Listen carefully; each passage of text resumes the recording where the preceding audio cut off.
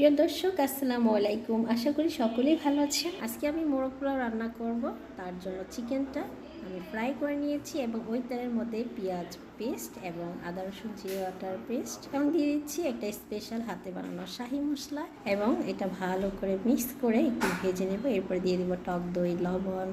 হ্যাঁ, এবার দিয়ে দিতে হবে হচ্ছে এখানে চিকেনটা দেওয়ার পরে দিয়ে দিব একটা শাহি মশলা, যেটা দিলে এই কুরমা কুরমা একটা শাহি শাহি ফ্লেভার আসে। যাই হোক, এটাকে ভালো করে মেখে একটু কষিয়ে নেব এবং সাথে এলাচ, দারচিনি এগুলো দিয়ে ভালো করে একটু পানি দিয়ে এটাকে একটু কুক করে নেব যাতে নরম হয়, মাংসটা সেদ্ধ হয়। এই তো অর্ধেকটা ঝোল সহ আমি উঠিয়ে রাখবো এবং অর্ধেকটা এইভাবে রেখে দেবো। এটার মধ্যে দিয়ে দেবো রাইস। তো রাইসটা দিয়ে সাথে কিছু কাঁচামরিচ দিয়ে দিচ্ছি। এটাকে ভালো করে একটু ভেজে তারপরে পরিমাণ মতো পানি দিয়ে দেবো। এই রাইসটা যখন হয়ে যাবে তখন দিয়ে দিতে হবে উপর থেকে ঘি 2 টেবিল চামচ এবং ঘিটা দেওয়ার পরে এখানে দিয়ে দেব সেই রান্না করে রাখা চিকেনটা উপরের দিকে দিয়ে এটাকে আবার 10 মিনিট দমে রেখে দেব। এখন এটা আমি পরিবেশন করে দেখাচ্ছি। এটা খেতে খুবই মজাদার একটা খাবার।